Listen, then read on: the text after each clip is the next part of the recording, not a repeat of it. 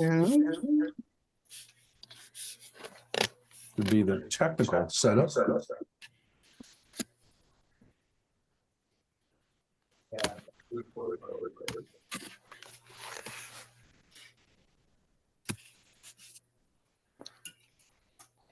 Okay.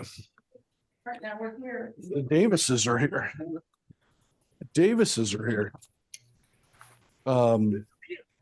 We're still waiting for well, we haven't had class in person in a long time. It's hard to believe.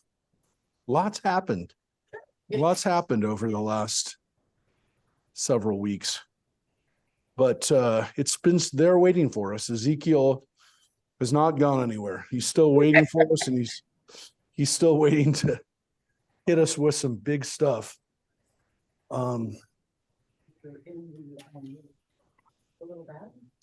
So let me pop this up.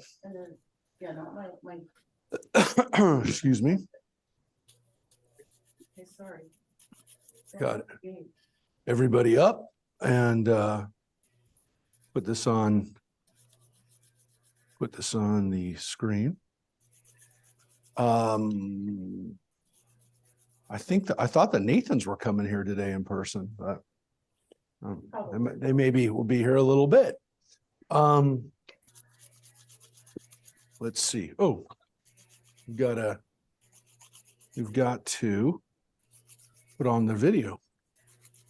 One sec. Who's not? Oh, okay. One sec. All right, hold it. We need to start our video.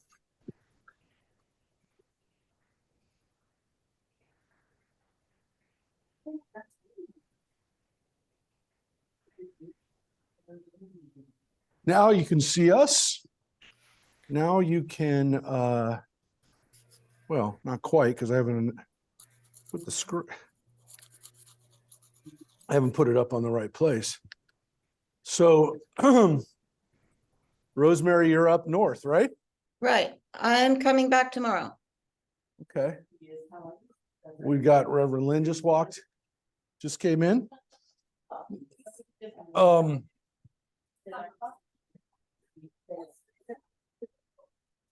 So the last time we were actually in here, last week, we did the presentation about Israel. So, oh, and the Nathans did just get here. So that's why we're greeting people.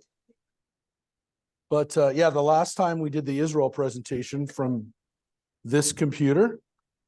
And I don't know what to say since then.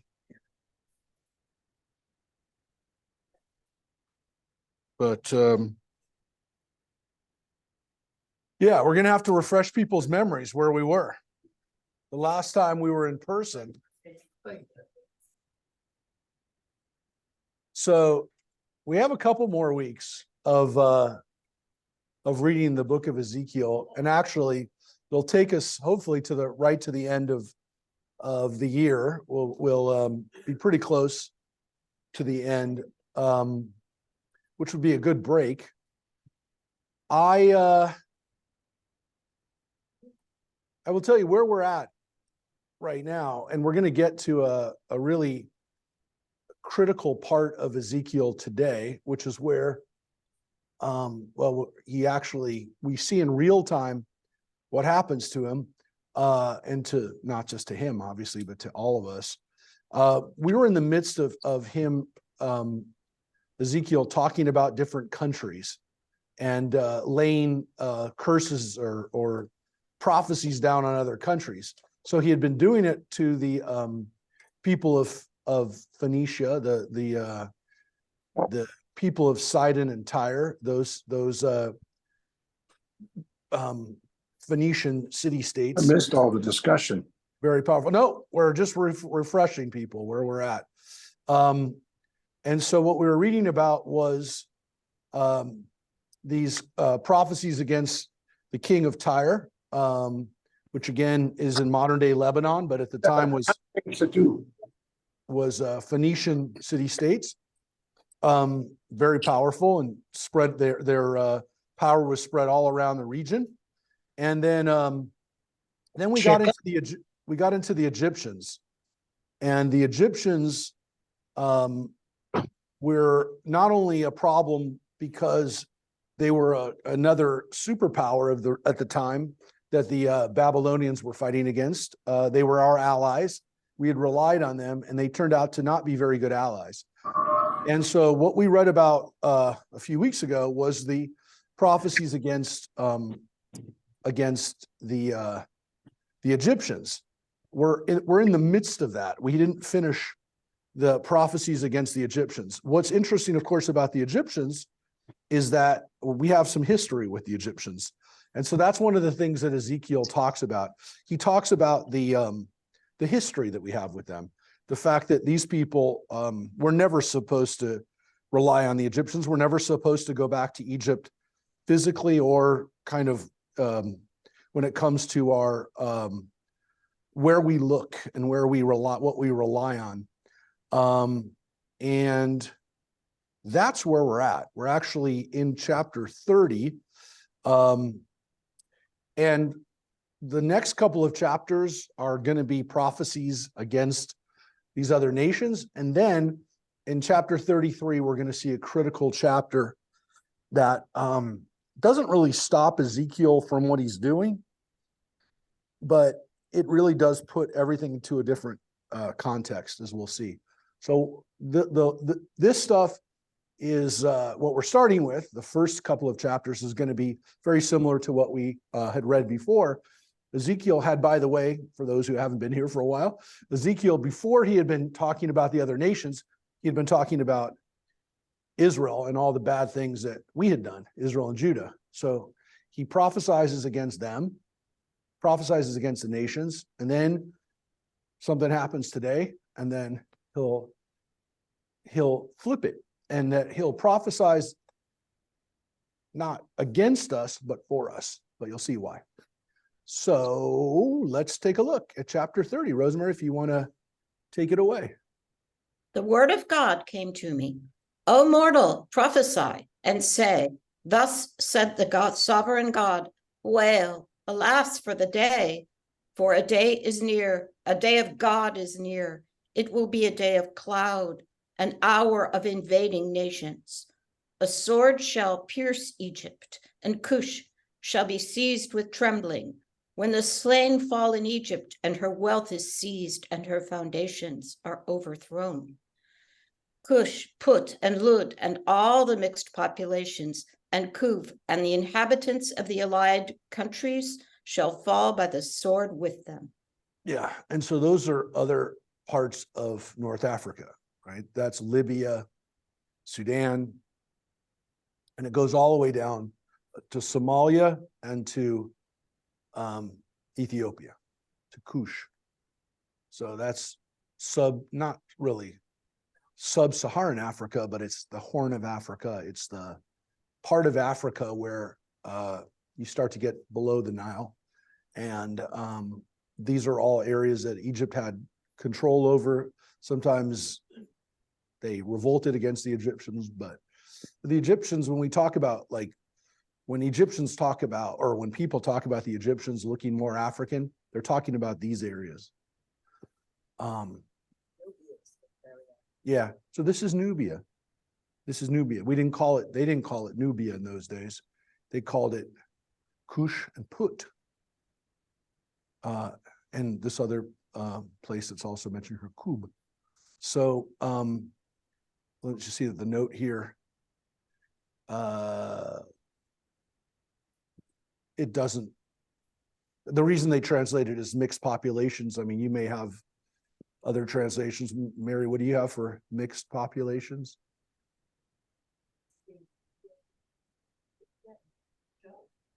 Yeah, that's the Kub.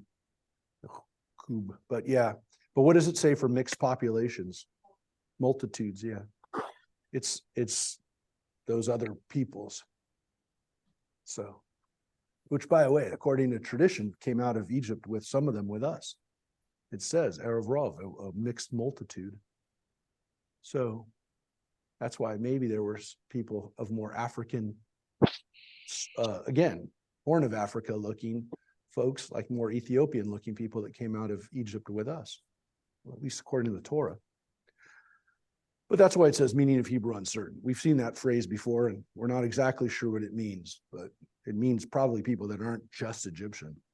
All right, but the point is, Thus said God, those who support Egypt shall fall, and her proud strength shall sink. There they shall fall by the sword, from Migdol to Syene, declares the sovereign God. and that's from They one shall end of the be them. country to the other. That's from northern Egypt all the way down to southern Egypt. Syene is down by the Aswan Dam. So it's from one end of Egypt to the other. The whole country is going to be laid waste. It's doomed. Yeah. Well, this is going to be a lesson for Israel, that the country that you relied on is going to be destroyed as well. They shall be the most desolate of desolate lands, and her cities shall be the most ruined of cities. When I set fire to Egypt, and all who help her are broken, thus they shall know that I am God. On that day, messengers shall set out at my bidding to strike terror into confident Cush, and they shall be seized with trembling on Egypt's day of doom, for it is at hand. Thus said the sovereign God, I will put an end to the wealth of Egypt through King Nebuchadrezzar of Babylon. Yeah, so the Egyptians are going to be destroyed by the Babylonians too. It's not like an accident. It's not a question like, how's it going to happen? He's going to destroy them too. And he did, by the way. We know of his exploits, Nebuchadnezzar's exploits in Egypt, because he recorded them. The Egyptians recorded them. And this is a fact. Ezekiel said it was going to happen, and it did. It's one of the ways that we know Ezekiel was a well-regarded prophet, because he didn't just talk about Israel and things happened. He talked about this and it happened. We've talked about things that maybe quite didn't happen. About probably a year, 2 years. No, I mean, he knew.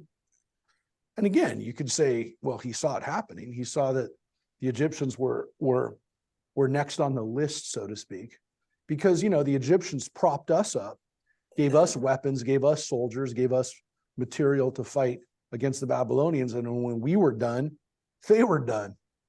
Because, the Babylonians said, okay, well, that we're coming for them next. And they knew there was tremendous wealth there. What's interesting about this is that we ended up becoming Babylonian mercenaries in Egypt. We worked, and we have records of this. We became Jews, became mercenaries for the Babylonians in Egypt. We were stationed as garrisons in Egypt. We know this. We found their records down in Syene, down in Elephantine.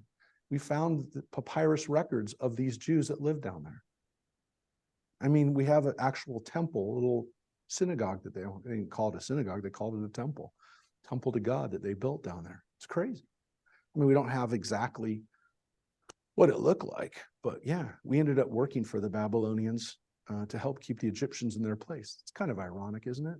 I mean, we didn't know about it until we found these documents, but it all made sense. It's not like we were shocked by it. It was just kind of cool to see that that's what happened. Yeah. A sidebar, it's kind of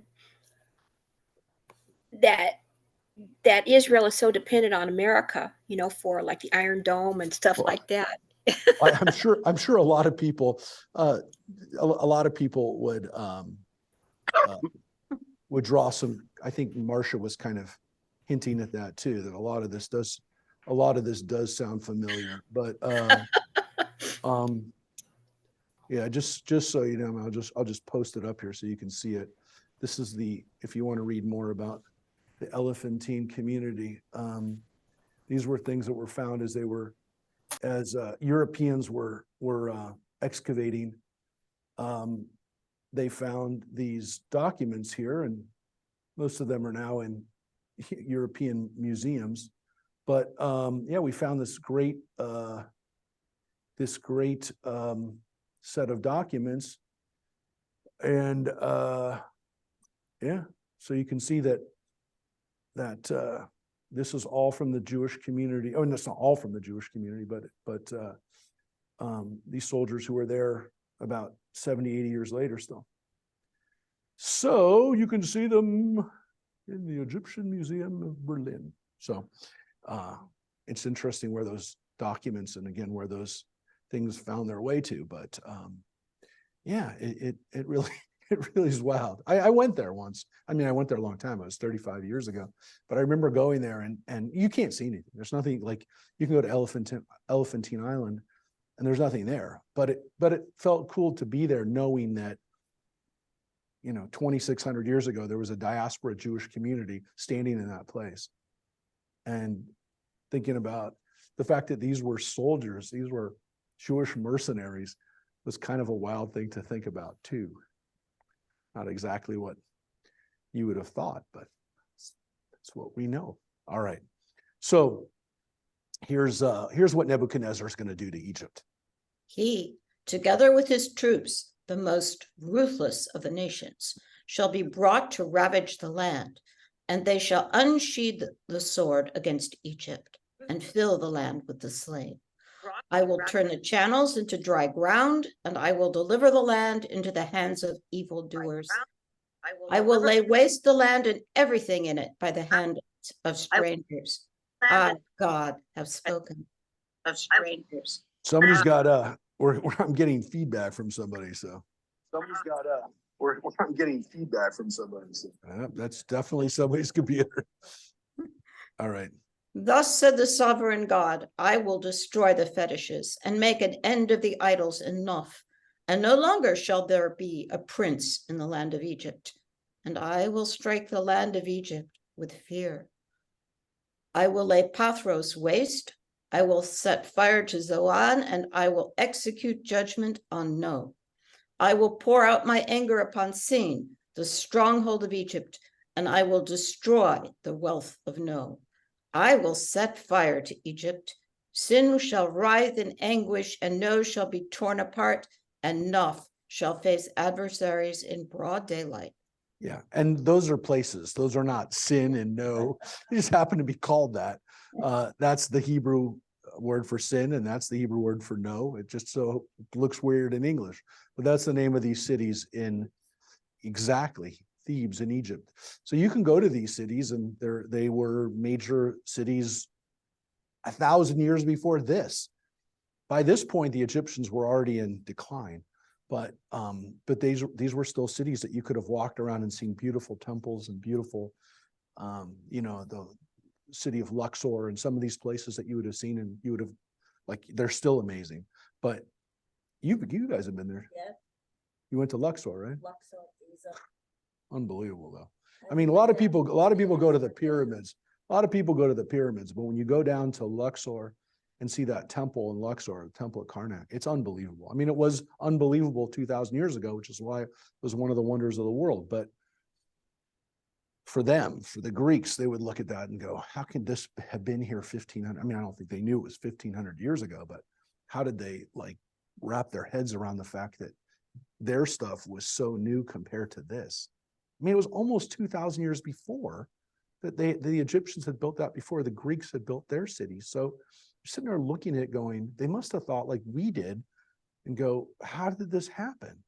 I don't even know that they processed the thousands of years before it was, but you can understand why they thought these people were somewhat like gods. All right, so these are all cities in Egypt. The young men of Aven and Pi-Beseth shall fall by the sword, and those towns shall go into captivity.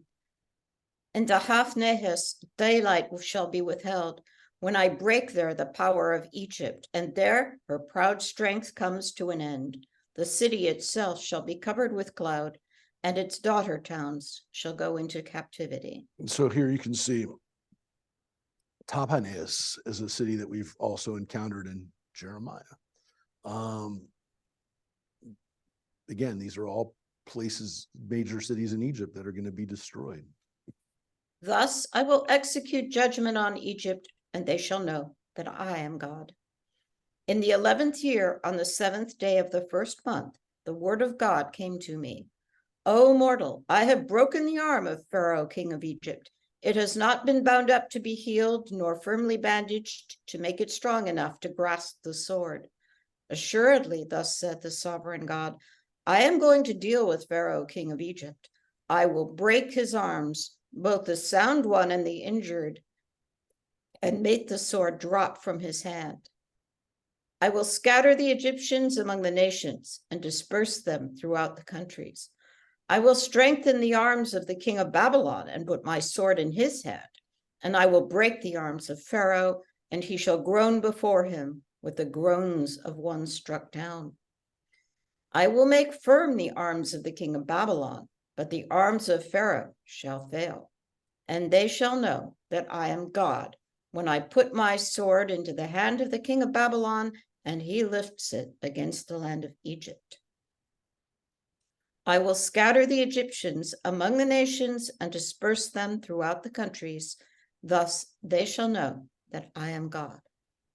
So It's not mentioned the plagues in any way. I mean, you mean that the plagues are essentially coming back? Yeah, it's not in Ezekiel. It was a little bit in Jeremiah. And what's interesting about it is that he has, it's set up for him. The one thing you could say maybe a little bit is you think a little bit about it, but it's not that. But breaking the arm, by the way, breaking the arm of Egypt, that is a play on Zroah, I think, to some extent, because when we talk about the outstretched arm of God against Egypt, we had the outstretched arm, the word Zroah right here. That's the Zroah that we have on the Seder plate, right? That reminds us of the outstretched arm of God. So here the arm of Pharaoh is going to be broken. Both arms are going to be broken. The one thing here you could say kind of is a little bit like that is Hoshech, the darkness, a little bit, the ninth plague. That Hoshech is going to be on Egypt. Daylight shall be withheld. Hoshech Hayom, the darkness during the day. A little bit, not much. I mean, again, I think Reverend Lynn's point is you'd think that there was going to be, hey, and the plagues are coming back to Egypt. But there are plays on those two themes or phrases that we have in Exodus, which is Roah and Hoshech.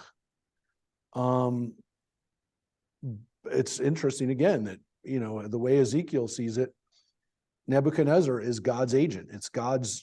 He's doing God's bidding against the Egyptians, and it's not like he doesn't say that he's a ruthless monster. He says it. He's a ruthless monster, and God's using him against them. And this is this weird thing that Nebuchadnezzar has in the Bible, and then later on in the Midrash, which is he's a horrible person, but he's doing God's work. It's a very weird concept to kind of wrap your head around, that God uses people to do bad things. And what does that mean? What is that person then? Like, what does that person represent? So in the Midrash, it's almost like Nebuchadnezzar becomes like Pharaoh, because God used Pharaoh. I mean, it says so. God used Pharaoh to make God look amazing, because God says, I'm going to harden his heart, and then I'm going to show you all the things I'm going to do. Which, interestingly, leads to a Midrash that Nebuchadnezzar was no one other than that same Pharaoh. So that's one of the interesting things about like where the Midrash goes with this, is that because Ezekiel and Jeremiah talk about Nebuchadnezzar going against Egypt, that it's almost like he's coming back home. In the Midrash, there's this kind of understanding that it makes sense that he's going to do that because he is the Pharaoh. He's the incarnation, not even the incarnation. He is, well, maybe that's my way of looking at it, but that he literally never died, that he's God's agent, that God uses these people as, kind of to do his work.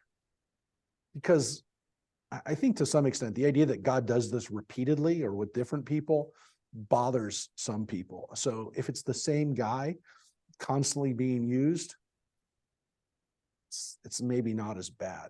But it's a weird midrash, because Nebuchadnezzar occupies such a weird role in the Bible.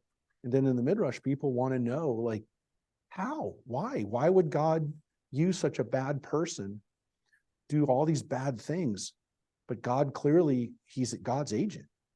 So this is, God is in charge of absolutely. yeah, but there's still this theological problem that you're going to say, but is this person doing it almost like for God and therefore isn't really completely bad? That's the problem that they have, is because if you're doing God's work, even if you're doing a bad thing, is there some kind of The perennial problem with religion is, how does a loving God allow horrible things to happen? And this is one of the answers. You know, he works through sin, he works through evil, as opposed to narcissism, which sees the division and a war between good and evil. Yeah. And so that's true. And so these agents of God's work here, to some extent, are not good, but they're. But it doesn't make you feel better about God. No, I don't think so. The Nebuchadnezzar Midrash will blow your mind, because you read them and you're like, and they're not all from the same hand, obviously. It's not like somebody wrote all these legends of Nebuchadnezzar. There's a lot of them, and they say sometimes slightly different things or sometimes drastically different things. But I found it interesting. I actually did a whole study of Nebuchadnezzar in the Midrash, and I'm like, I mean, they're obsessed with him. And because they have to explain the Torah, the Bible itself is pretty explicit that Nebuchadnezzar is doing God's work. This book just said God is using him. You've got to then, so the rabbis were almost forced to have to explain that and to answer that question. So what happens to Nebuchadnezzar? Is he punished for this? Is he rewarded for this? Is he just going along with God? He doesn't really want to do it. And some of those Came along pretty quickly afterwards. Yes. So there's a lot of questions about, though, did he go too far? Did God give him permission to do this, but he did that? And so that's where he went bad. If he had just done so there's interesting midrashim about Nebuchadnezzar going crazy, going mad, and becoming like an animal. And there's even some very famous paintings. William Blake did a whole series of Nebuchadnezzar as a wild beast. Those midrashim and those kind of like imaginations of what happens to Nebuchadnezzar are kind of based on that. And it goes even further than that, because Nebuchadnezzar, as Ronnie just said, the Persians don't come along too far after. I mean, literally like a generation later. So his family, like, what happens? And there's this wonderful midrash that Nebuchadnezzar's daughter is none other than, think about Persia, Esther. Vashti. That Nebuchadnezzar's daughter is Vashti. Oh, Vashti. And the reason that she gets thrown out of the court is because that's the punishment for Nebuchadnezzar. That Nebuchadnezzar's own daughter, who would have been queen, was queen, gets thrown out. Now, again, there's no basis for that. Vashti, we have no historical basis that Vashti was actually Nebuchadnezzar's daughter. But yeah, and so she gets punished, she gets sent away or executed because of this. Her father was doing God's will. It's not fair to punish God. Correct. But then the question is, did he go too far? Did he do things that were not? Yeah. And so the example, so why does Vashti get it? Why does Nebuchadnezzar go too far? Because the rabbis are always looking for these connections, right? And so their connection is that Nebuchadnezzar took the vessels out of the temple, right? Our holy vessels, God's vessels. And what does he do? He puts them into his party collection, right? And so what happens is that Nebuchadnezzar is using the vessels for his parties. And then when the Persians take over, kill him and kill his dynasty, destroy his dynasty. He's dead already, but they take all his stuff. They take the stuff from the Babylonians. Those same vessels wind up at Ahasuerus's party. And so when they're serving wine, they're serving it out of God's glass. You don't use God's goblets for a party. So that's what Nebuchadnezzar did. Nebuchadnezzar should have kept that stuff off to the side and said, hey, when the temple is rebuilt, when God says we're going to let you go back, then you get that stuff back. So again, what happens to that stuff, God's stuff, is a question of maybe going too far. When you go too far. But, I mean, I'm not Bible excellence, but I hear enough of this over the years that to me, it seems like however long ago this stuff was written. And to me, it seems almost with a little bit of intent to leave doors open to what you just said about what God is, right? And then, we get to dissect that, right? We get to dissect that and figure it out. Because every story you read, you see strength, you see not so much strength, you see evil, you see love. I just. But one of the reasons why these stories were kept, why this text was kept, we already touched on, because it happened. Everything that Ezekiel, almost everything Ezekiel said was going to happen, happened. Yeah. And so because Ezekiel was dead on right, pretty much dead on right, 99% right, they kept it. In which, we see the other things happening, not just what is, right? Yeah. We'll see the evil, we'll see the good, so, fast forward to today, and take from this. So for me, it's so personal now because it's so skewed, right? What we read is so skewed. Well, it definitely to your point that it definitely leaves it open for it to happen again, or for us to find new meaning in it. Definitely. We'll get to it because today is I'm that just day. fascinated to see, where the parallels. Yeah. Yeah, Reverend Lynn. We heard a sermon yesterday that said essentially that since God is not knowable, the metaphors we use to explain God, in fact, explain ourselves. Yeah. Our. Yeah, well, and that's, by the way, one of the toughest things that I think that Judaism has always been fighting against was anthropomorphizing God and making God us. And that's one of the problems that we still have. And again, part of it's because we want God to be us and we want to be God. So we constantly are making ourselves and making God human. But it's something that the Jews have been fighting against for thousands of years. Because when the Greeks were doing that and when the Egyptians were doing that, when everyone was doing it, Jews were trying to say, well, God can't be limited by that kind of thing, even though they maybe didn't even have the language that we would use today to talk about theology. But yeah, Judaism's been fighting it, and we're still fighting against it, and we can lapse back into anthropomorphizing God and to making God just us, which is so sad because we've been fighting against that, and then we lapse back into it. I mean, I try to remind people that it's. Don't know God.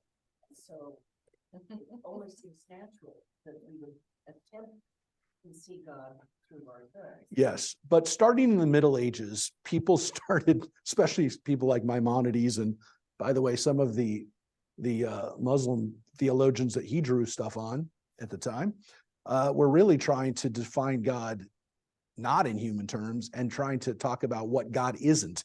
And so, Maimonides famously says, God isn't mortal. God doesn't have an end. God doesn't have, and so he actually starts to articulate that maybe it's easier to say what God isn't than what God is. And so it's an interesting approach to it, which is to not talk about, again, saying, well,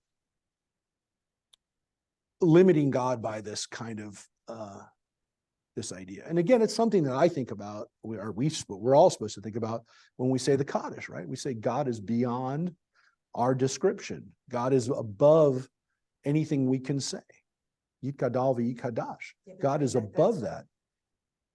Everybody before us projected God almost like a superhero. Yeah. And lots of gods and human emotions and, they had all their frailties. Our great contribution was this concept of an abstract, transcendent entity that we can't understand, but we constantly try to understand. So it's only natural the Jews to have the same inclination as everybody else to want to have a concrete representation. I mean, look, the Christians, no offense, I mean, their God is human. So again, what we have different ways of, I mean, I have a way of interpreting that so that it makes sense. But listen, the understanding of, yeah, we're constantly fighting that battle of not allowing God to become human. But listen, I'm just going to say it again because I've said it many times. To me, the contribution of Christianity was to spread this concept to lots of people. That there was a step towards anthropomorphizing God, obviously, that was huge. On the other hand, it brought people into the Bible. It brought them into this understanding that we can think about God beyond ourselves. The problem, of course, is that if God is a man, then is a man God, and specifically or male God or male people God. So these are issues. I mean, they're real issues. I'm not, but there was a trade-off. You have a mass spreading of this concept that we can have a God that can be beyond our experience, and that we can, even though it's hard for us, and as you're saying, Ronnie, it's like impossible for us really to do this, and we constantly kind of lapse back to it. I mean, I do it all the time. I'm like, what are you doing? You know, like you're talking to God, like, you know, like he's your, I mean, I'm glad God should be my friend, but you know, when I was talking to God during Monday Night Football last night, I said, God, really, are you not? And I texted someone, are you compassionate God is making me watch this right now? So I said, you know, I jokingly said it, but it came from somewhere. But yeah, you know, look, we constantly are working on that. I mean, we all are, but the idea that God can be bigger than our experiences is and beyond us is, I think it's a great idea, but it's tough. It's a tough idea. So, Ronnie said something about kind of like leaning into narcissism, right? And Reverend Did you? said, Yeah, say narcissism. Yeah, GNO. he's talking about, oh, okay, yeah, Gnosticism, not narcissism. He's not narcissist, I know that. Guys, but let me go to narcissism first. Right. It's an intent. But what Reverend said and what you said about how we view ourselves, that we want to be God, God is, you know, back right. Isn't narcissism kind of playing into this now? Well, that's the, yeah, Okay, that's, and so- that is true. How do we balance our plate, right? To come back to read and yes, try to draw conclusions, try to understand without being as jilted as the world is. I mean, how does it come back? Yeah, this is our constant struggle is It's to right there. try not to be making God us. Anyways, so let's read more about let's read more about these wonderful other countries that he's doing. I do want you can see, I want you to get to 33 today. Yeah. How quickly we can turn things around. All right, Rosemary. Thanks. In the 11th year, on the first day of the 3rd month, the word of God came to me. So it's around Oh, the same mortal, time. say to Pharaoh, king of Egypt, and his hordes, who is comparable to you in greatness? Assyria was a cedar in Lebanon with beautiful branches and shady thickets of lofty stature with its top among leafy trees. Waters nourished it, the deep made it grow tall, washing with its streams the place where it was planted, making its channels well up to all the trees of the field. Therefore, it exceeded in stature all the trees of the field. Its branches multiplied and its boughs grew long because of the abundant water that welled up for it. In its branches nested all the birds of the sky. All the beasts of the field bore their young under its boughs, and in its shadow lived all the great nations. It was beautiful in its height, in the length of its branches, because its stalk stood by abundant waters. Cedars in the garden of God could not compare with it. Cypresses could not match its boughs, and plane trees could not vie with its branches. No tree in the garden of God was its peer in beauty. I made it beautiful in the profusion of its branches, and all the trees of Eden envied it in the garden of God. So there is, again, these descriptions, these beautiful descriptions. As you can see, here we get a reference to Eden being the garden of God, Gan Elohim. It's clear that it's the same. Why? Because it says in all the gardens of all the trees of Eden is in the garden of God. Clearly, it's being referred to as the garden of God. So here's where you can start to see it by Ezekiel's time that people are also referring to Gan Eden as the garden of God, which is again not a far step from then saying it's heaven. But it does seem to be, at least maybe still by this period, still understood that Garden of Eden was a garden created by God on earth. When does it become heaven? When does it become a place that, again, is a place that we go to after we die? Maybe not yet, but you can start to see where this can develop from. Because if Gan Eden is Gan Elohim, if it's the garden of God, then you're opening it up to, it's a garden that God always has. It's a garden that's always open. Talking about Assyria being more beautiful than Eden, and Assyria is an empire that had just been crushed by the Babylonians. Yes, and it's also now kind of being in the context of where Ezekiel's using it. Egypt, you think you're better than Assyria? So yeah, the Assyrians were a beautiful, powerful, strong kingdom and had built all these wonderful things. And then, well, we're going to get to it. Assuredly, thus said the sovereign God, because it towered high in stature and thrust its top up among the leafy trees, and it was arrogant in its height, I delivered it into the hands of the mightiest of nations. They treated it as befitted its wickedness. Oops, we missed the line. Sorry. I banished it. Strangers, the most ruthless of nations, cut it down and abandoned it. Its branches fell on the mountains and in every valley. Its boughs were splintered in every watercourse of the earth, and all the peoples of the earth departed from its shade and abandoned it. Upon its fallen trunk, all the birds of the sky nest, and all the beasts of the field lodge among its boughs, so that no trees by water should exalt themselves in stature or set their tops among the leafy trees, and that no well-watered tree may reach up to them in height, for they are all consigned to death, to the lowest part of the netherworld, together with human beings who descend into the pit. Yeah. And on the contrary, it does not seem like after we die, we're going anywhere really, really nice. It doesn't say like the good people, the bad people, every people is going into the pit, the netherworld. This is death.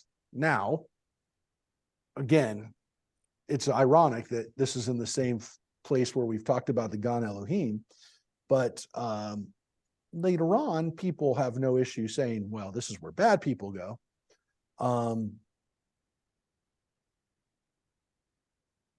But right here, the word mavet, right here, death, is not necessarily for bad people. It doesn't say that. Correct. And so that's where it gets a little difficult to say that. Again, definitely by the rabbinic period, these are where bad people go and good people go to Gan Eden. But right now, they're not really talking about that. They're actually kind of talking about a tree that was even better than the trees of Gan Eden that are going in, well, not exactly the trees, but the empire, the people, everything that was there was going to the netherworld, was destroyed. It's dead. And the description of the way it dies is very graphic because the tree gets cut down, it gets turned into, fragments. It's the water, the animals, everything is destroyed around that tree. It's not a metaphor for. Well, it's a metaphor. It's definitely a metaphor for the Assyrians. But what's interesting is that like Assyria was much more powerful than Israel. much more powerful than even again at this time than Egypt. And if the Babylonians can destroy them, what do you think, Egypt? Will you think you're going to be spared this? And again, like for Israel and Judah, not even close. Thus said the sovereign God, on the day it went down to Sheol, I closed the deep over it and covered it. I held back its streams, and the great waters were checked. I made Lebanon mourn deeply for it, and all the trees of the field languished on its account. I made nations quake at the crash of its fall, when I cast it down to Sheol with those who descend into the pit, and all the trees of Eden, the choicest and best of Lebanon, all that were well watered, were consoled in the lowest part of the netherworld. Yeah. And I will tell you that What's it, hell? okay, but well, first of all, it says those who descend to the pit, which is already a interpretation of it, because that's not what it says.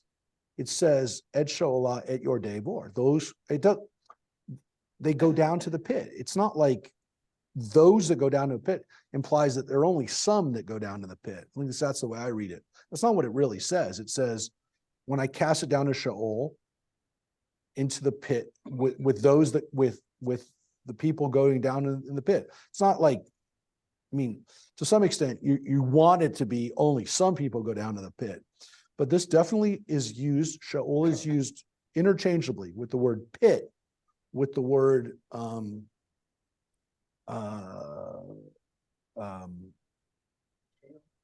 yeah, but there's another word that's here. Be'eretz tachtit, the netherworld, which literally means the underworld. What does it mean underneath. consoled, though? What? Why does it say consoled? I mean, it's not usually what we associate with the pit. Well, that's why it's not hell. Hmm. That's what I'm trying to get to. Ah. It's the place where people go when they die, but it's not hell. So it's going to the place of death, which is not a place you want to go to. That's important. This is not a place you want to go to. You want to be in the upper world, but the people who are dead are in the netherworld. What did that mean for Ezekiel? What did that mean for Moses? What did that mean for everybody that we've read up till now? It doesn't seem like it's a good place. It's not necessarily a bad place, right? It's not a place of torture, but it doesn't seem like it's a place you want to go to. And it also seems to be a place where you don't want to be disturbed, because the one person that we know who got disturbed there was Samuel. He was there. Saul brought him up. He didn't want to be there. You brought me up out of the place where I was. Maybe I was resting. It's very hard to know from the Bible what that place is like, other than it's a place where dead people go. So is there, not described? It's not in the Bible ever described. In the Hebrew scriptures, it's never described as a place of hell, of torture, of what our conception is of the bad place. It's the good place. Perhaps, but it's also maybe just a place of rest, a place where you're just chilling.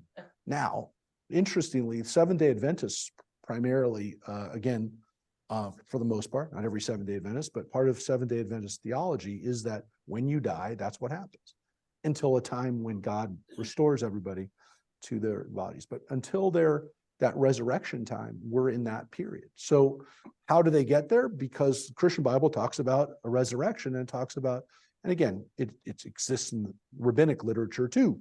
That's where the Christians got it from, was our resurrection texts, which we're going to get to next week when we get to chapter 37 in the Valley of the Dry Bones. It's the first place where we actually maybe have this idea can come from. Whether Ezekiel intended that way, can't really be sure, but we get it from there, and a lot of other people get it from there, that people actually get resurrected in their bodies. But this idea that there's a waiting place, the netherworld is a waiting place for our spirits until a final next step, or any kind of next step.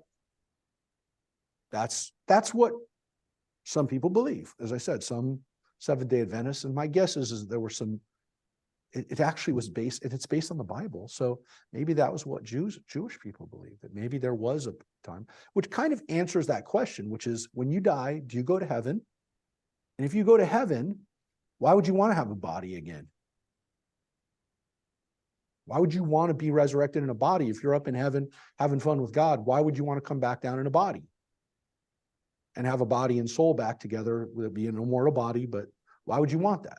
If you're already a soul and you're happy with your soul body, your soul entity, why would you want to come back? Come back to the thing. Okay, there you go. I'm just telling you, that answers the question, that you're in a temporary place. What about Barno? You know, it seems to me that in some midrash that we read, there was sort of a greeting in cemeteries or where people are buried, kind of a Barno greeting place. But that the soul is there? Maybe. Yeah. Look, if our souls are in a waiting place for whatever grand final body that or existence that we have, it kind of makes sense. I mean, at least it's possible for those two things to exist. But this is all we have. I mean, this is what we've got in the Bible. It doesn't get any more descriptive than this in the Bible. In the Bible. How smart. It is smart. Don't know. Listen, Why I was thinking about that last week. I have not posted it yet, though I have loaded it up. It is very dangerous to say that you're going to heaven and be sure of it, and be sure that, as I saw in these videos that I were recorded at the corner of Westlake Boulevard and Thousand Oaks, that we had people screaming at other people going, we're going to heaven after we die, and you're going to hell. Now, again, I'm not saying there aren't Christians who say that or Jews who say that, but these were Muslims who were shouting it on the corner. And I have it on video. I mean, it's pretty scary to hear. And when I was hearing it, I'm like, wow, this political discussion turned into a theological rant. Talking to an acquaintance that I know who is a practicing Muslim here in the United States, in California, in Santa Clarita. Uh-huh. But we were talking about death because Tim's mom's passing, and she said, and I hope I'm saying this correctly, that the soul stays with them after death, and it's always Stays with who? with the person, the people that are grieving, the people who are behind, that the soul stays with them. I'm sorry, I could have clarified that. And she said, so you try to react in the world of not showing your sorrow, not grieving, not, a whole long commentary about what that little system of belief was. I could be wrong, but this is what I took away from this conversation with her, that after someone passes, that the soul stays with the grieving Mm-hmm. and kind of watches them. Well, that's not quite different than what exists in some of the midrash, that the body and the soul are, for a little bit at least, connected. The soul doesn't want to leave the body behind. There's midrashim that there are ghosts that hang around our bodies in our cemeteries. That's why you don't want to hang around cemeteries too much. You don't want to be around the spirits. Since after people die, that the family, friends experience that person rather keenly. Yeah. Yep. Well, it was in the movie Ghost. You all saw Patrick Swayze. He was hanging around. He wouldn't leave. Yeah. He was definitely there. Yeah. But yeah, I'm not gonna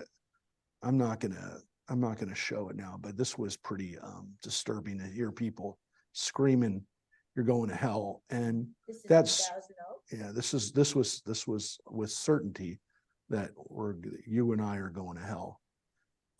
Yeah, and it was, here, I'll show How you. many people were screaming this? A few. It wasn't. Not every- Okay, Here, okay, I'm just going to show it real quick so you can see it. And okay. but it's no, it was only one side. You'll see. It's disturbing, but And this was in response to the murder? this was right after the guy was pulled. He wasn't even at the hospital yet. So, The only thing.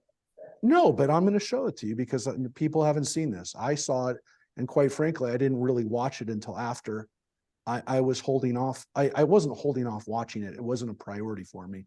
And then I watched it, and then I got pretty upset because I didn't realize what had happened. And The video that you showed. this was not the video I showed. This was taken at the same time, but it wasn't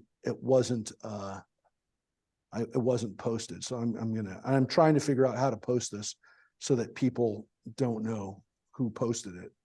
Because quite frankly, I don't need to deal with this. This is from the same videos. I just didn't watch it Is that because gonna go out on Facebook? I mean, let's be careful here. No, that's what he's saying. That's what he's saying. I'm only going to show part of it. So I'm going to go off mute for just a sec.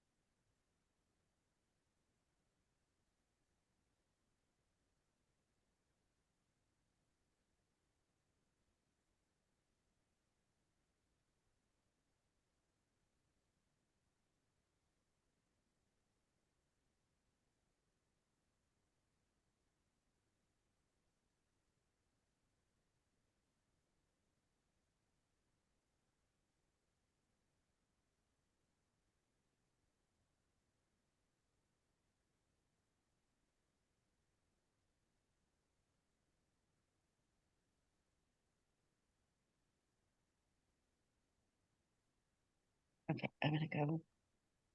Email.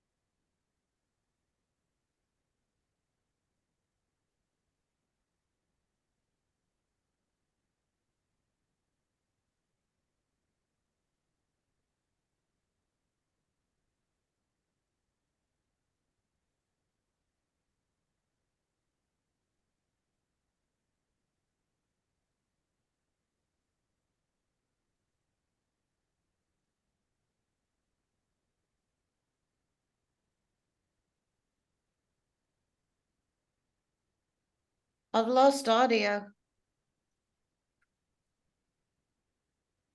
Whoa, let me turn it down. What you heard, why I thought didn't hear about that- anything. It was all quiet. It was all silent. Oh, you didn't hear the audio? No. Me Oh, either. Okay, hold it 1 second. No, I didn't hear it either. I apologize. I'm gonna just do it right now. I don't know how it didn't play, but I'm just gonna play the end right here. Oh. Mark, exactly what street was it on? You will see and you will die. We are dying. We're all dying and you will see in your grave. Hussein killed you. I'm asking you. You will see in your graves, buddy. We're not afraid. We are not afraid to die. All Israel is afraid to die. All of Israel, all of your soldiers are cowards. Cowards. Cowards. They're afraid to die. They are cowards afraid to die. Look at them. Just look at them. Cowards, cowards, cowards. Cowards.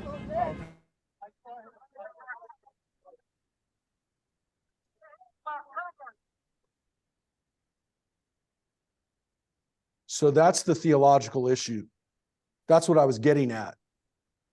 The theological issue is, are you afraid to die? And when I heard that, and again, so you heard what he said, right? That Israel is afraid to die. Yeah, we are afraid to die. And it's what Reverend Lynn just said. It's good not to know what happens after you die. Because if you know what happens after you die, then you can say stuff like that. You can kill people and think, well, I'm going to heaven because the people that I killed, God will forgive me. If I killed somebody who's good, then they'll go to heaven too. It's that kind of mentality. Yeah, Israel is afraid to die. Absolutely. Jews are afraid to die. I'm afraid to die. I don't want to die. It scares me when people aren't afraid to die, because then they're capable of anything. So that's why when you said that, Reverend Lynn, it took me right to that moment when I heard that.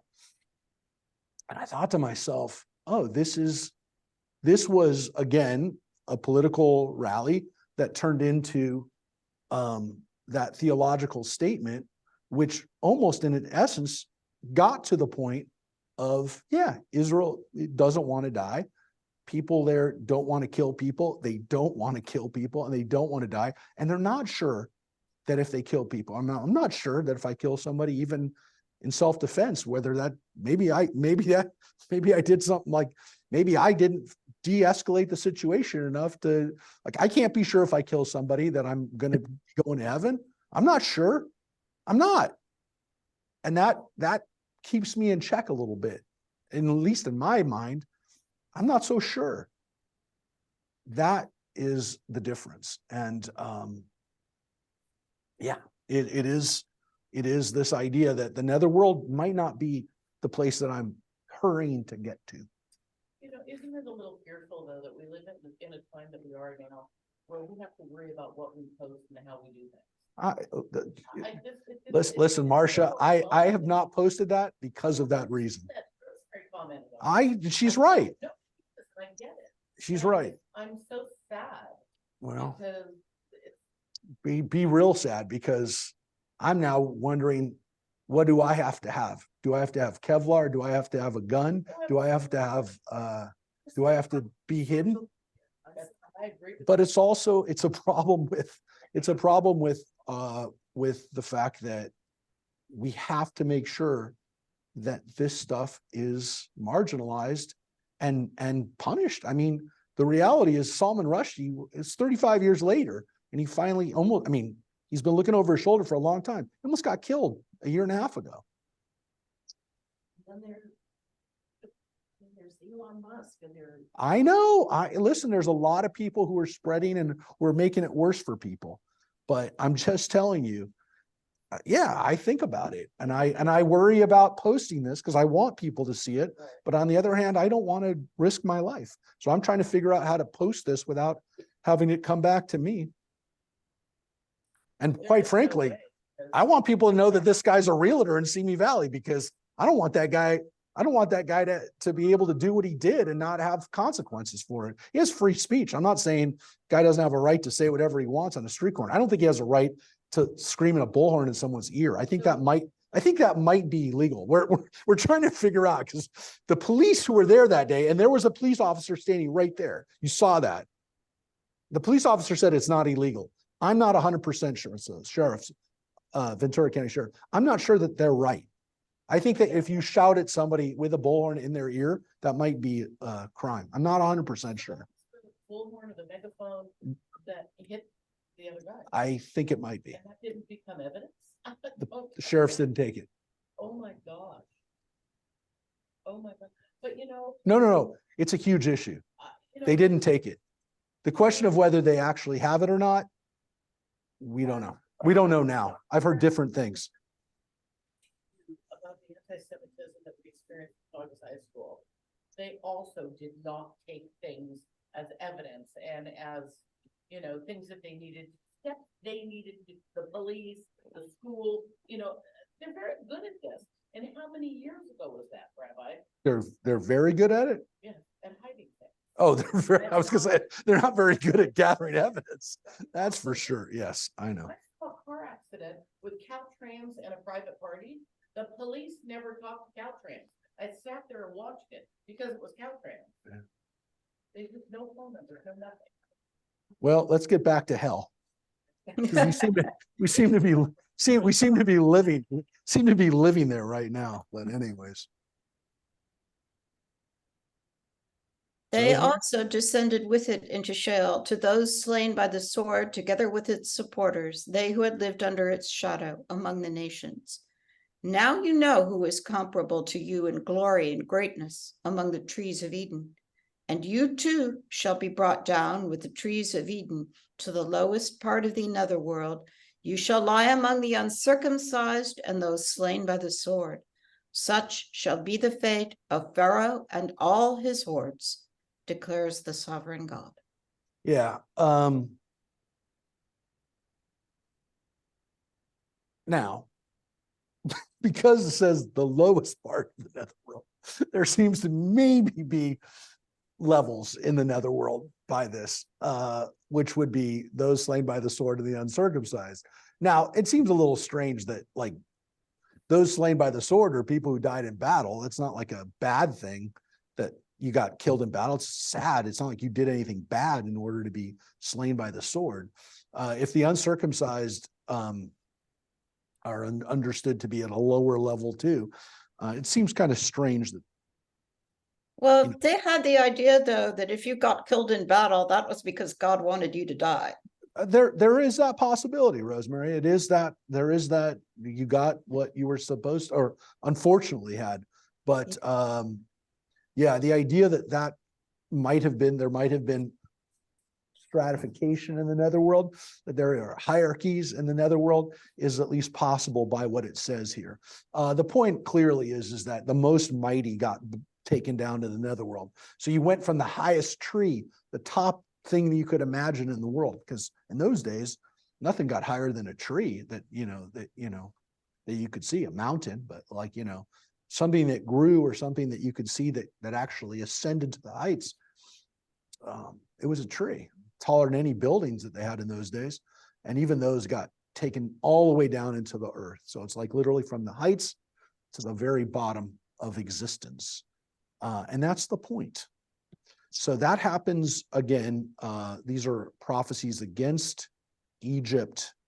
All right. And this is like, a few months later, now in the 12th year, in the 12th month. So it's about a year later. Got another prophecy. In the 12th year, on the first day of the 12th month, the word of God came to me. O mortal, intone a dirge over Pharaoh, king of Egypt. Say to him, O great beast among the nations, you are doomed. You are like the dragon in the seas, thrusting through their streams, stirring up the water with your feet and muddying their streams.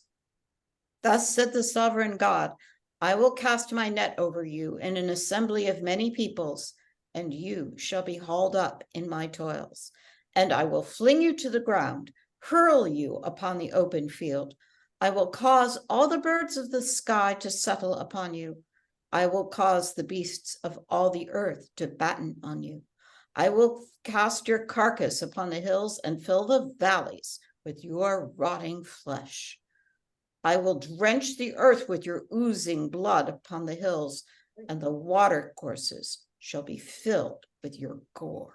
Yeah. So this is like, again, the Egyptians being killed like a huge beast, like a dragon, and then their carcass being so immense that it's causing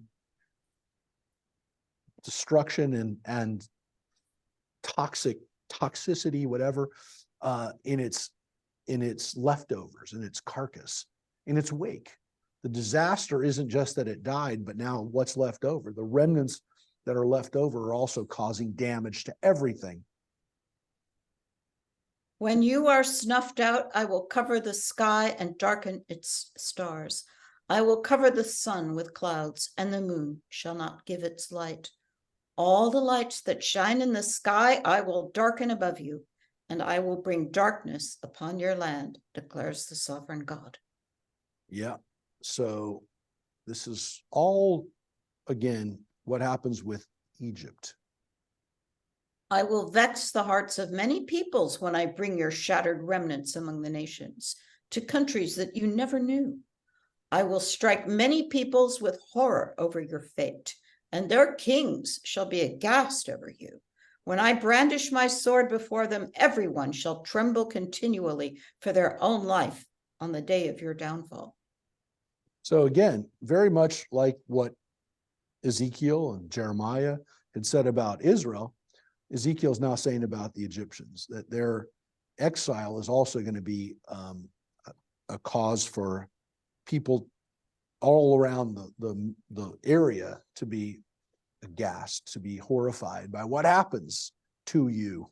It sounds like Dante's Inferno. It's Thus, pretty for bad. thus said the sovereign God, the sword of the king of Babylon shall come upon you. I will cause your multitude to fall by the swords of warriors, all the most ruthless among the nations. They shall ravage the splendor of Egypt, and all her masses shall be wiped out. I will make all her cattle vanish from beside abundant waters. The feet of humans shall not muddy them any more, nor shall the hoofs of cattle muddy them. Then I will let the waters settle and make their rivers flow like oil, declares the sovereign God. When I lay the land of Egypt waste, when the land is emptied of the life that filled it, when I strike down all its inhabitants, and they shall know that I am God. This is a dirge, and it shall be intoned. The women of the nations shall intone it. They shall intone it over Egypt and all her multitude, declares the sovereign God. And again, that's very similar to what he said about us. In the 12th year, on the 15th day of the month, the word of God came to me. O mortal, wail the dirge along with the women of the mighty nations over the masses of Egypt, accompanying their descent to the lowest part of the netherworld among those who have gone down into the pit. Whom do you surpass in beauty? Down with you, and be laid to rest with the uncircumcised. They shall lie amid those slain by the sword. Amid those slain by the sword, Egypt has been dragged and left with all her masses. Yeah, and again, according to what we know about the Egyptians, is they were circumcised. They were circumcised. So they were essentially, they were circumcised, and they're being left with the people who were uncircumcised, which according, like by Egyptian standards, would have been like, we're better than that. And again, we see it a lot. Discussion about circumcision in our texts with regards to ourselves, but the Egyptians were also now with everybody else. From the depths of Sheol, the mightiest of warriors speak to Pharaoh and his allies. The uncircumcised, the slain by the sword, have gone down and lie there. Assyria is there with all her company, their graves round about, all of them slain, fallen by the sword. Their graves set in the farthest recesses of the pit. All her company are round about her tomb, all of them slain, fallen by the sword, they who struck terror in the land of the living. There too is Elam and all her masses round about her tomb, all of them slain, fallen by the sword, they who descended uncircumcised to the lowest part of the underworld, netherworld, who struck terror in the land of the living. Now they bear their shame with those who have gone down to the pit. Yeah. Again, I would say it's not those who've gone down to the pit, it's the people in the pit, the people who've gone down to the pit. Those who've gone down to the pit implies that like some people haven't gone to the pit. But again, maybe again, to the lowest level of the pit, to the depths of the pit. But yeah. What? Why do we care about Egypt and Elam and Assyria? Elam is on the other side of Persia, because to some extent, Ezekiel's using them as examples of, look, you think like our little country of Judah, it's nothing compared to these other countries, and they're all brought low. So at this point, up until this point, real close, he's still sending a message to the Jewish people that, what do you think, Egypt's going to be spared? They're not going to be spared. They're going to hell. Assyria's going to hell. Elam, the other side of Babylonia, they're going to hell. Eventually, Elamites and the Persians are the ones who defeat Babylonia. But at the time, Elam is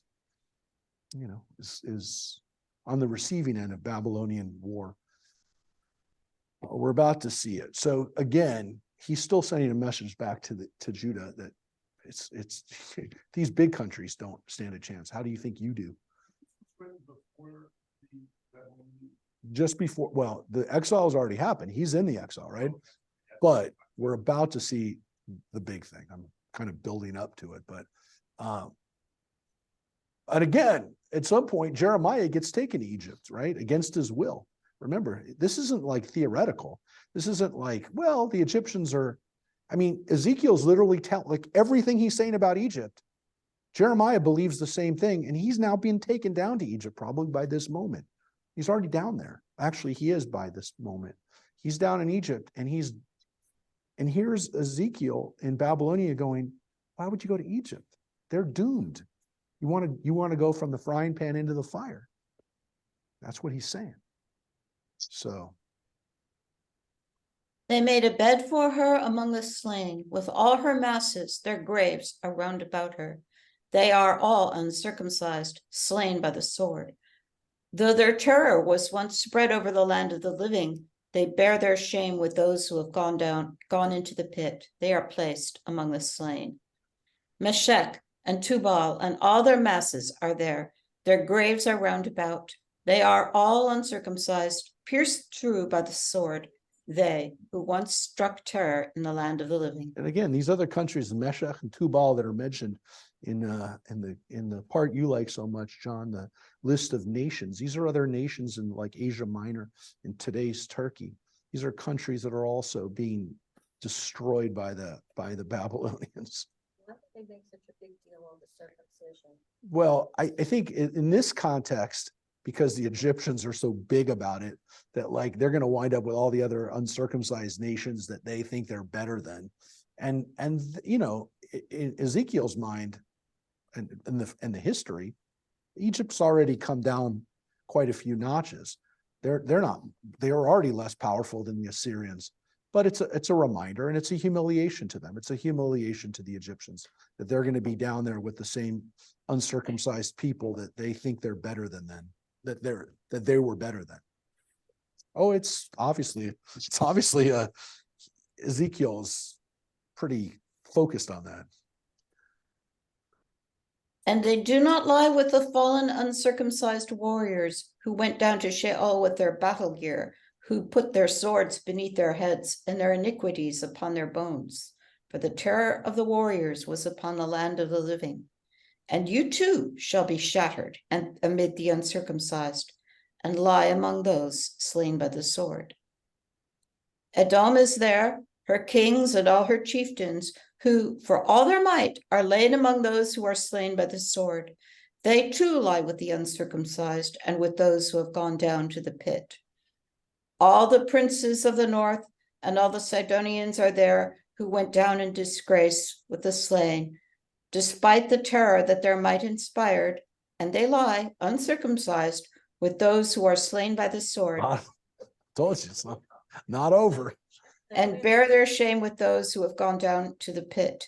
These Pharaoh shall see, and he shall be consoled for all his masses, those of Pharaoh's men slain by the sword, and all his army, declares the sovereign God. I strike terror into the land of the living. Pharaoh and all his masses are laid among the uncircumcised, along with those who were slain by the sword, said the sovereign God. So I don't know how many times I don't know how many times we heard the word something in my stomach. That's my pill. slain by the sword. I don't know how many times we heard that. The people who were slain by the sword, the uncircumcised, hit over and over and over again. This is Ezekiel's message. Now we're going to finish with chapter 33. Now we have to finish a little bit early because, as you can see, I'm in my funeral attire. So we're going to a funeral, unfortunately, from here. But right now, I want you to see this critical moment, which I wanted to get to today, chapter 33, because something happens here. I'm not going to say it. You're going to read it. You're going to hear it. And you're going to see why this is critical. Because up until now, up until this moment, there was one reality. And now there's another reality. And we have those moments. We had one on October 7th. This is one of those moments. The word of God came to me. O mortal, speak to your people and say to them, when I bring the sword against a country, the citizens of that country take one of their number and appoint him their lookout. Suppose he sees the sword advancing against the country, and he blows the horn and warns the people. If anybody hears the sound of the horn but ignores the warning, and the sword comes and dispatches them, their blood shall be on their own head. You have to hear the sound of the shofar. That's what it says. Tekah shofar, kol shofar, the sound of the shofar. If you hear the sound of the shofar and you don't take care, you're responsible for yourself. You didn't listen. You didn't hear it. Now, obviously, the sound of the shofar is what Ezekiel's been doing up until now. He's been blasting this message to people. It's time for you to pay attention. It's time for you to understand that everything is about to go south. And he's telling them, I've given you warning. Since they heard the sound of the horn, but ignored the warning, their blood guilt shall be among themselves. Had they taken the warning, they would have saved their life. But if the lookout sees the sword advancing and does not blow the horn, so that the people are not warned, and the sword comes and destroys one of them, that person was destroyed for their own sins. However, I will demand a reckoning for their blood from the lookout. Yeah, which is, again, the people who are supposed to blow the shofar, if they didn't blow the shofar, they're responsible. The people who knew better and didn't do it, that's on them. But if the people never got a warning, it's not their fault.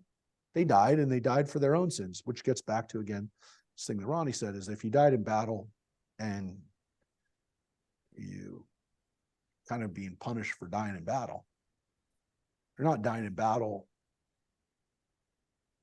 Well, they could have not died in battle, is what they're essentially saying. Could have gotten to freedom, could have saved themselves. But if the people who were supposed to do it didn't do it, then it's on them.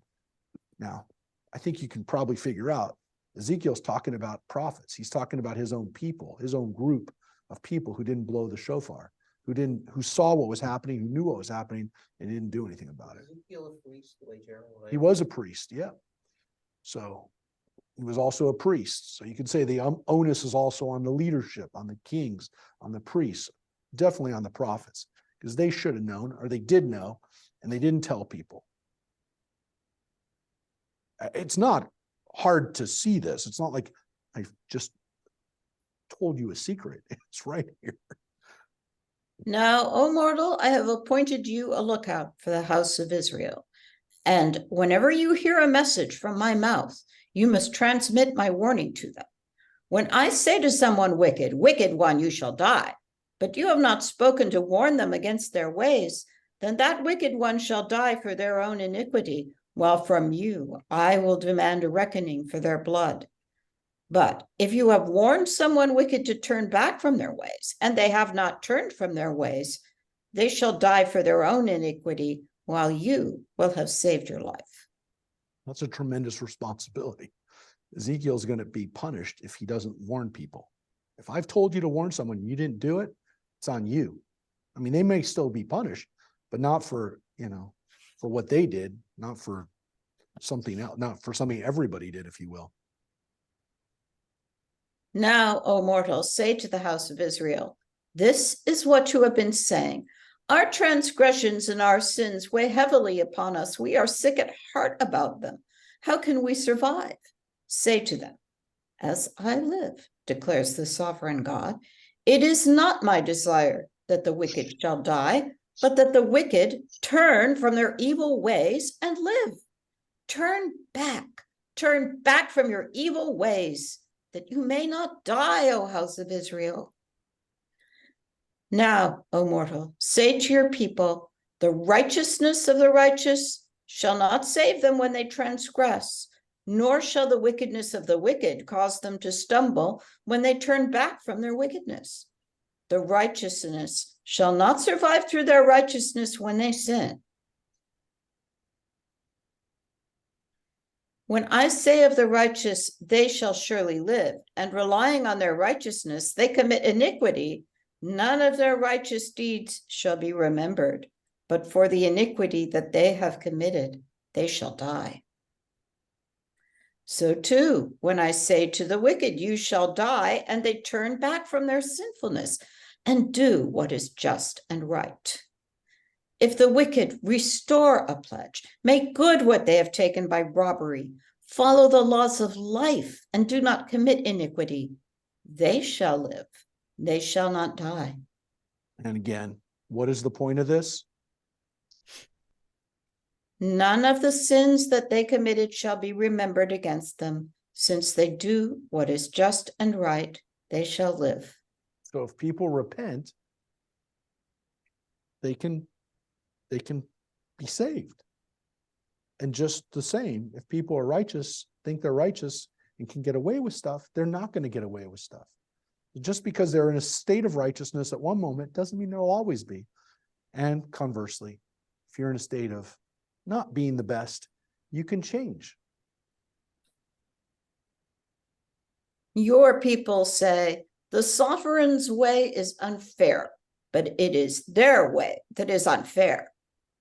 When someone righteous turns away from their righteous deeds to commit iniquity, they shall die for it. And when someone wicked turns back from wickedness and does what is just and right, it is they who shall live by virtue of these things. And will you say the sovereign's way is unfair? I will judge each one of you according to your own ways, O house of Israel. Now, this is a whole theological discussion about good and evil and about doing what's right and doing, changing your way and getting God to essentially renounce a judgment, which we think a lot about at Rosh Hashanah and Yom Kippur. But of course, there's a reason for this. This is a national emergency. This is a national issue because of this. In the 12th year of our exile, on the 5th day of the 10th month, a fugitive came to me from Jerusalem and reported, the city has fallen. That's it. That's the moment. Verse 21. Everything changes. He's sitting there in his home in Babylonia already, a place called Tel Aviv, by the Chabar River, where we began. And finally, the word came. Jerusalem is over. It's done.